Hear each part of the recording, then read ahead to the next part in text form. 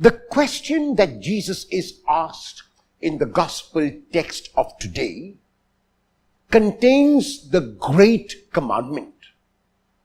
At the time of Jesus, the Jews had 365 positive precepts or commands and 248 prohibitions. So, the question is a loaded question.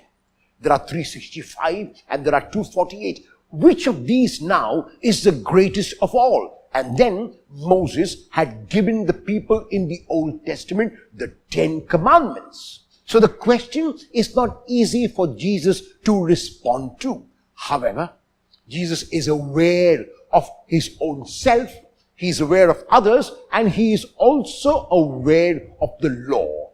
And in classic style that was only possible for Jesus, he reduces all these 365 positive laws and the 248 prohibitions and the 10 commandments of Moses and reduces them to one. And that one commandment is to love God and to love one's neighbor both unconditionally.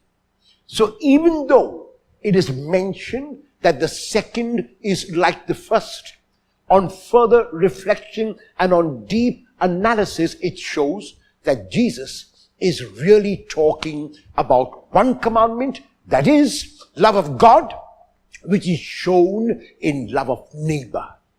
In his first letter, the evangelist John in chapter 4 verse 20 says that if someone says that he or she loves God and cannot love his brother or her brother or sister, that person is a liar. Because he says it's impossible for you to love God whom you cannot see and not love your brother or sister whom you can see. Somebody said tongue-in-cheek that the reason why Jesus said love your neighbor and love your enemy is because often our neighbor and our enemy are the same. The point is that our love for God cannot be shown except in our love for each other.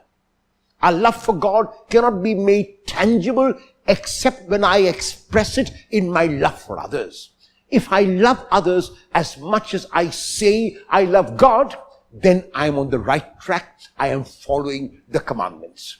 Every single religion in the world speaks about this.